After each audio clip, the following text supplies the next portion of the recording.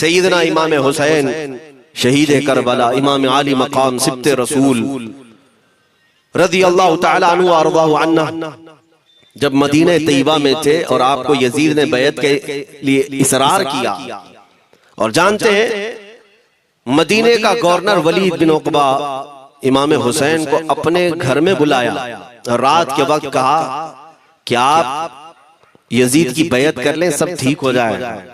आपने एक तारीखी जुमला फरमाया था, आज वो सब मुसलमानों को याद होनी चाहिए। इमाम हुसैन ने ये नहीं कहा मैं हुसैन रसूलुल्लाह का नवासा यजीद की बैत करूंगा फासिक व फाजिर की, ये नहीं कहा आपने। तवज्जो चाहता हूं, आपने ये नहीं फरमाया, बल्कि ये फरमाया मुझ जैसा उस जैसे की बैत कैसे कर सकता है। ये क़यामत तक आने वालों के लिए मैसेज है, हुसैन जैसा कभी भी यजीद जैसे की बैत नहीं कर सकता, और ना ही वैसों की ताकत को वो मान सकता है। और अल्हम्दुलिल्लाह हमारी माओ ने बचपन से हमें हुसैन को ही सुनाया है, यजीद को नहीं। इसलिए आज अगर किसी तख्त पर यजीद बैठा हो तो हमें डर नहीं लगता इस बात का कि वो गर्दन उड़ा देगा, हमें इस बात का खौफ नहीं लगता कि फांसी पर चढ़ा देगा। हमें इस बात का यकीन है कि अगर हमारे टुकड़े भी हो जाएंगे तो इंशाअल्लाह हमारी रूह करबला जरूर पहुंचेगी। इमाम हुसैन के साथ क़यामत के दिन उठाए जाएंगे, हक बात करते हुए अगर दुनिया से जाएं। अजीजा ने गिरामी वक़ार, मैं तारीख की चंद झलकियां आपके सामने रखूंगा। मुझे हुक्म भी हुआ है, बहुत जल्दी वक्त खत्म हो जाएगा, समेटना है। मैं चंद मिसालें आपके सामने रखता हूं। ताकत किसे कहते हैं, कुव्वत किसे कहते हैं। जिम में जाकर बॉडी बनाने वाला ताकतवर है, काजू बादाम खाने वाला ताकतवर है, मुक्के मारने वाला ताकतवर है। कौन है ताकतवर? ताकत किसे कहते हैं? मेरे अजीजों, असल ताकत तो ये है कि तुम इस्तेमाल अपने हाथ पैर कुछ भी ना करो, लेकिन खलबली दूसरों में मची रहे। ये असल ताकत है, ये रब ताला की तरफ से दी हुई होती है इनाम में। वरना आप सोच सकते हैं कि हुसैन आजम के साथ जो लोग आए थे वो कुल काफिला कितना था। अलग अलग रिवायतें, इमाम हुसैन के साथ 135 लोग थे, बाज रिवायात में है 96 थे, 96 लोग थे, बाज रिवायत में 82 थे। शहीद होने वालों की तादाद 72 है। लेकिन इस बात पर अक्सर उलमा मुहद्दिसीन का ख्याल है कि 82 लोग थे, 82 लोग थे। 82 के मुकाबले में कितने लोगों को आना चाहिए रास्ता रोकने के लिए? अगर किसी आम आदमी से भी पूछे तो डबल कर दो, ट्रिपल कर दो, 4 गुना ज्यादा कर दो। नहीं, 82 को रोकने के लिए पहले 1000 लोग आए, फिर वो 1000 के बाद 4000 प्लस आए, 5000 लोग सिर्फ 82 लोगों को रोकने के लिए आए रास्ता। फिर ये लोग 4 दिन तक रास्ता रोकते ही रहे, 5000 लोग मिलकर। 10वीं मुहर्रम होने से पहले पहले फिर तकरीबन 16000 लोग आए, यानी तकरीबन पूरे टोटल मिलाकर 22000 के करीब, 21000 समथिंग कुछ। 22000 की फौज क्या माने रखती है किसको रोकने के लिए? 82 लोगों को। इसी से समझ में आता है असल ताकत किसे कहते हैं। ताकत इसी को कहते हैं कि उधर 3 दिन के भूखे और प्यासे हैं, उनके खीमों में साजो सामान भी नहीं, जंग के असबाब भी नहीं, और वो जंग की नीयत से भी नहीं गए। उसके बावजूद 22000 के सीनों में जो खलबली मची है, दुनिया इसी को समझ नहीं पा रही है। अगर दुनिया ये समझती है क्वांटिटी का नाम ताकत है तो हम उसको रद्द करते हैं, नहीं, क्वालिटी का नाम ताकत है। ईमान ये असल ताकत है। और एक तारीखी बात मैं आपके सामने रखता हूं। इमाम हुसैन का रास्ता रोकने के लिए सबसे पहले यजीद की फौज से जो शख्स आया था उसको हुर बिन यजीद कहते हैं।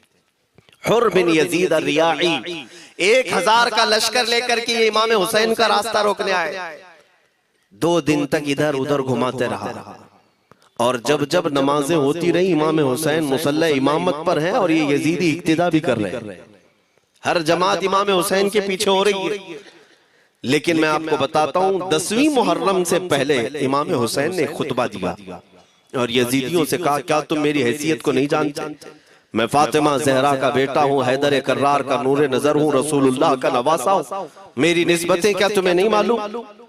तुम मेरे खून से अपने हाथों को न रंगो, मैं तुम्हारे पास ऑप्शन रखता हूं, मैं इस रास्ते से अपने वापस मदीने की तरफ जाता हूं या किसी साहिल की तरफ या दिमश्क जाऊंगा, जंग करना नहीं चाहता तुमसे।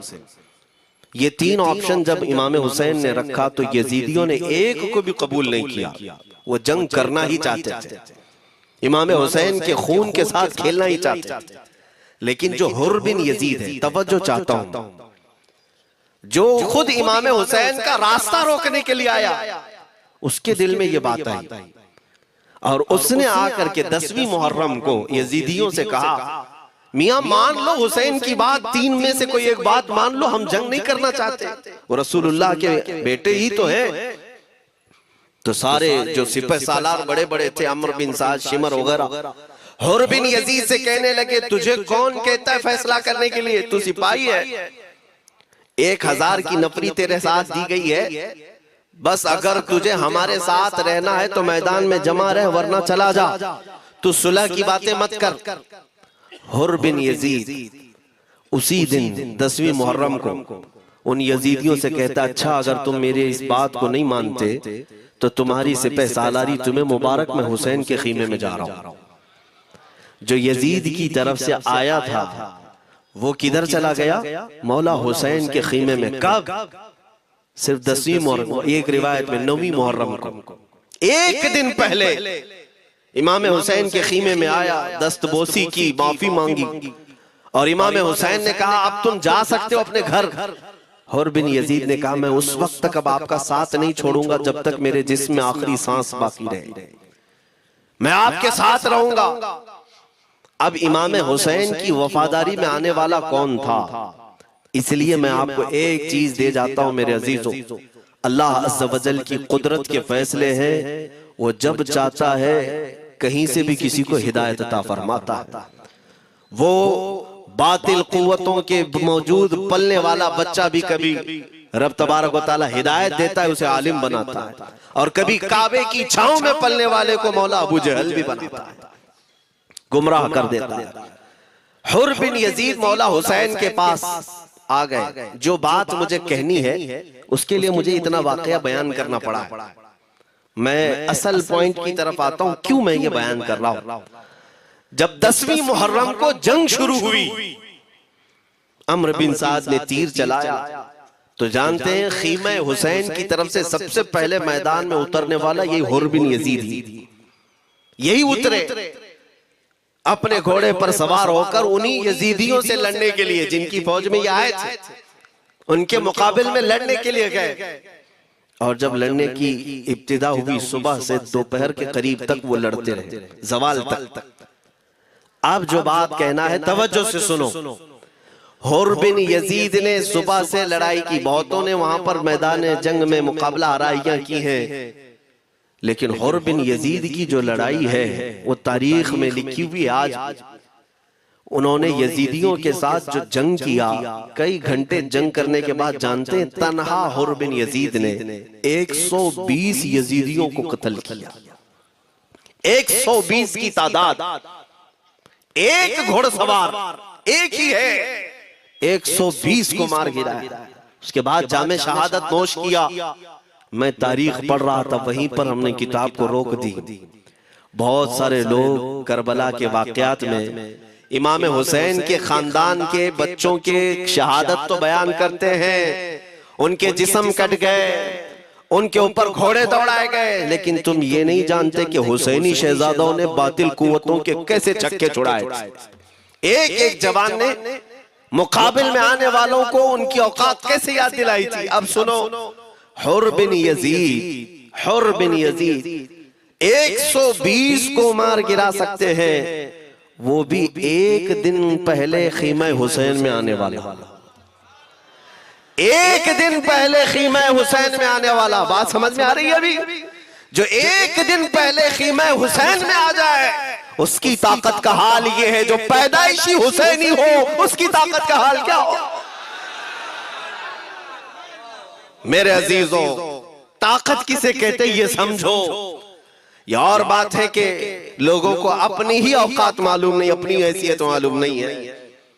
होता क्या है मैं आपको बताऊं। अल्लामा अब्दुल मुस्तफा आजमी साहब ने एक बड़ी प्यारी बात लिखी है। वो गुजरात के हालात बहुत अच्छी तरह से जानते थे। आपने एक बहुत अच्छी बात लिखी जो हमारे तमाम चीजों से या आज के जमाने में ये चीज मैच होती है। एक ताजिर तिजारत करने के लिए निकला, उसके पास कुछ कीमती हीरे थे, कीमती हीरे थे, और वो हीरों की तिजारत करता था और एक चोर उसके पीछे पड़ गया। और वो चोर रोजाना वो चोरी करने के चक्कर में रहता था कि जब रात को ये ताजिर सोए तो मैं ये हीरे निकाल लूंगा। लेकिन 2-3 दिन जब जब वो ताजिर सोता था वो पूरे हीरे चेक करता था, कहीं नहीं मिलते थे। थक गया चोर। 3 दिन के बाद उस ताजिर को उसने पूछा, चोर ने कहा कि तुम हीरे रखते कहाँ हो? दिन भर तो तुम्हारे पास होते, रात में कहाँ जाते? तो उस ताजिर ने कहा, अकल का अगर तू इस्तेमाल करता तो तुझे बात समझ में आती। रोजाना मैं तेरे ही जुब्बे में रात को ये हीरे रखकर खुद सो जाता। वो अपना नहीं तलाश करता, इसका तलाश करता। बिला तशबीह बिला तमसील। मेरे अजीजों, तुम्हारे पास जो ताकत है तुम्हें उसका अंदाजा नहीं। तुम जो मोहब्बत मुस्तफ़ा सल्लल्लाहु अलैहि वसल्लम की शमा अपने सीने में रखते हो, मौला करीम का वादा है तुम्हारे साथ, काना हक्कन अलैना नस्रुल मुमिनीन। रब ताला फरमाता, हमने अपने ऊपर लाजिम कर लिया है कि ईमान वालों की मदद करें। और हमने मदद देखी है, रब ताला की मदद देखी है। आज के इन हालात में मुझे बताओ, भौंकने वाले भौंक ही रहे, बाकी तुम्हारा क्या बिगाड़ लिया? क्या तुम्हारा खराब किया? बस ये है कि तुम अपने अंदर खलबली मत मचाओ और ज्यादा खौफ और हिरास में मत जियो। अल्हम्दुलिल्लाह मुसलमान हैं, मोमिन हैं, किसी चोर कौम से तुम्हारा रिश्ता नहीं है। तुम दुनिया की उस अजीम कौम हो जो सिर्फ और सिर्फ अपने रब ताला के हुजूर झुकती है, और अपने रब तबारक व ताला के हुजूर ऐसे झुकती है। मैं चैलेंज के साथ कहता हूं, पूरी दुनिया में कोई कम्युनिटी, कोई कौम ऐसी नहीं है जो अपने खुदा को देखने के बाद ही झुकती है। जिसकी भी जाओ, उनके उनके खुदाओं की तस्वीर वहां पर सामने होती तभी झुकते हैं। वो चाहे ईसाई हो, यहूदी हो, कोई भी हो, उन्होंने कोई ना कोई या मूर्ति बनाई है या तस्वीर बनाई है, तब वो झुकते हैं। तन्हा तुम ईमान वाले हो जो आज तक अपने खुदा को देखा नहीं लेकिन हर दिन सजदा करते हो, तुम्हारा ये ईमान है। और कुरान में शुरू में ही अल्लाह ताला ने जो तारीफ फरमाई सूरह बकरा में, युमिनून बिल गैब, अल्लाह फरमाता है ये वो लोग हैं जो गैब पर ईमान रखते हैं, देखा नहीं। और दुनिया में करोड़ों मस्जिदें होंगी, किसी मस्जिद में अल्लाह की तस्वीर है?